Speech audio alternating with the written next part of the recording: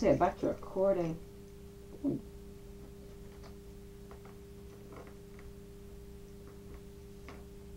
Yeah, the actual EVA is just starting. I mean,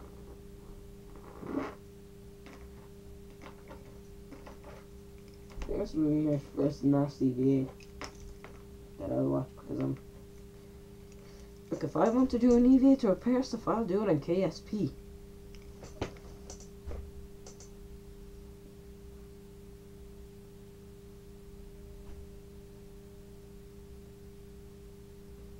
I mean, I have the mirror, for example. That has handrails all around it, basically.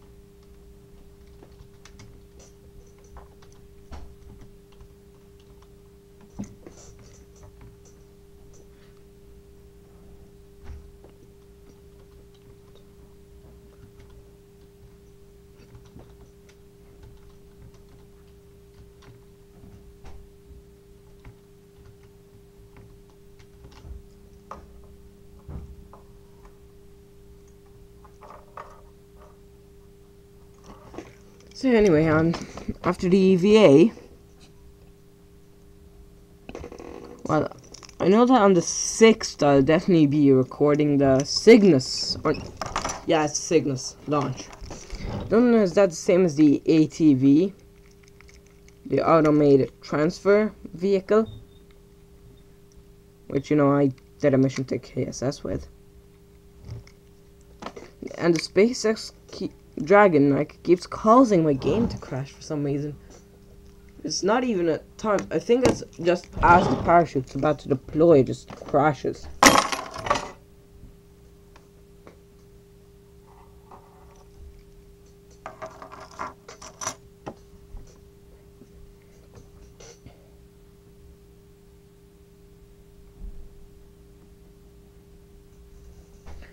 Note to self, next time just occasionally check in on the EVA, and like when they actually start doing something exciting, then you start watching.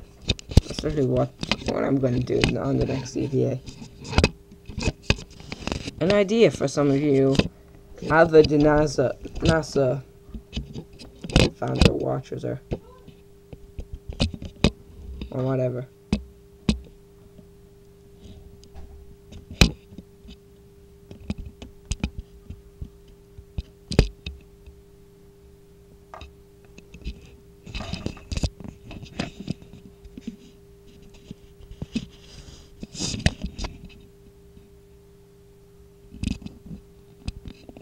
So anyway, yeah. So that's the Quest Airlock, which I have. My KSP, well, the KSP version of that is a lateral docking port, I think it's called, but I don't know. I do not know. I have absolutely no idea. So anyway. KSP, I mean, Ferrum Aerospace, it is good, but well, I mean, it does need less kind of fuel to get into orbit, which is good, but you know, you need fairings and no stock fairings and all that. I could still launch the SpaceX Dragon because it's aerodynamic in that way, but so for example, the ATV and all that I could launch, but I couldn't launch the KSS sections because they're not aerodynamic. They will cause them flippage. That's what I call it. I will just flip out of control. So yeah, I will just completely flip out of control. So don't use Ferrum Aerospace because it's not the way. For example, take the Soyuz and all them. all of them, they have a bit too much fuel. So you get what I'm saying? Too much fuel, not good.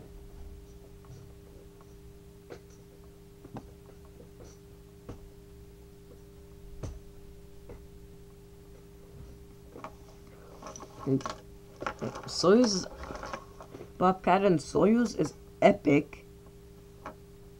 Except with Ferrum Aerospace, I mean, I'm almost in space by the time I ditch the first boosters. Literally. By the time the side boosters fall out, by the time I jettison the side boosters, I mean, I have to I have to basically jettison the main tank or whatever you want to call it. So yeah, it's good for aircraft, not so much for rockets, because it seriously limits stuff.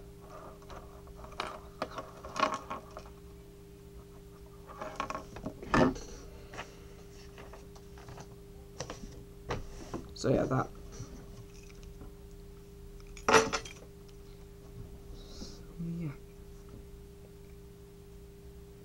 Yeah, they actually started moving now. They're on the truss, so, well, they're actually about to start doing stuff. 1 second, I'm going to refresh. Keep touching this. I'm going to pause the recording. Okay, guys, I'm back. Phew. So yeah, they've started to work on it. They've started to work on whatever they're working on, basically. Hey, Jeremy, I took the wrap that's on the scoop outside the bag, put it on a handrail, to temp stow the old MDM when we remove it. So it's on a handle just below the cedar rail. Okay, copy, Swanee. And again, the astronauts right now working in an orbital nighttime, so relying on those flashlights on their spacesuits. Just a reminder, as we get better views from their helmet cams, Steve Swanson EV2 has the number 18 in the lower right corner of his camera, and Rick Mastracchio EV1 has the number 20 in the lower right corner of his. At this point, Swanson has stowed the medium ORU bag just to the starboard of that failed MDM, the ORU containing the spare and a number of different tools necessary for the removal and replacement of the failed unit. Okay, Houston, I'm looking at the back plate of the MDM. I don't see any obvious damage. Snap a few pics for you. Copy, Rick. Here's a view from Mastracchio's camera. He's inspecting the MDM and the cables in the back for any potential damage. Understood that you redded the scoop to the structure, but is the MDM bag redded to structure as well? That's going to a different spot. That's going where you suggested. So I have a adjustable down on that already. I missed that one, but I think that was Rick. Okay, good word. This is Steve, this is Steve. Most kezdtek valamit csinálni. No, first the big piece. And that one, and then the trains. So yeah, I knew. Here's a view from another angle. That's NASA astronaut Steve Swanson, EV2. He's working to break out a couple of the tools, among them the scoop. Checking.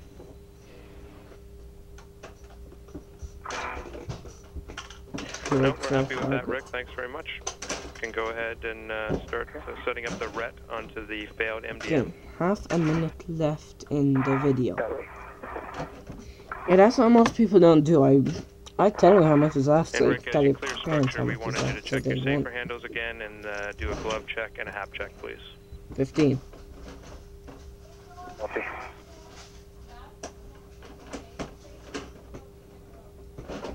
Yeah, this is Rick. You'll hear the astronauts get a call to do periodic glove checks throughout the space